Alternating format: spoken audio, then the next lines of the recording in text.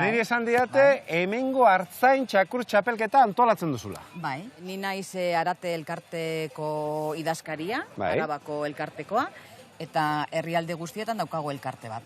Aurten tokatzen zaigu Gipuzkoa eta Araban artean antolatzea ekitaldi politau.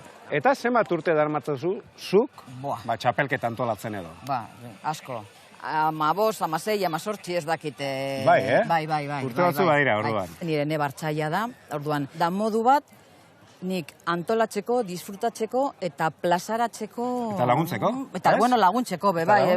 Bizibilea emateko, ez? Bai, eta bizirik mantentzeko guzti. Hori ez bakarrik Euskal Artzain txakurra, oso importantea dela, baina bebai artzainen ofizioa. Beitu, ni ez jakintasun osoa daukat lehiaketa hauetan zer egiten dan, zer ez dan egiten, ez dakite zer, eta nola azalduko zenidake hemen zer epaitzen da, nola izaten da asuntua?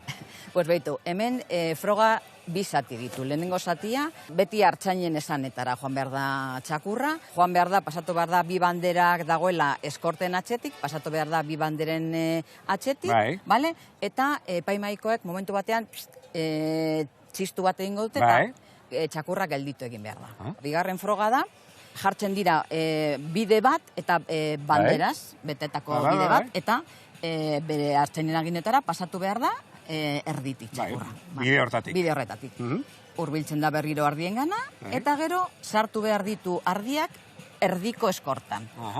Sartu, bai, dago eskorta borobil moduko, eta hortik sartu behar ditu ardiak, sartu eta atera. Eta hori, lortzen baldin badu hori, froga amaituta. Eta hemen atzean ikusten ditugu ardiak, eta zenbat erabiltzen dira?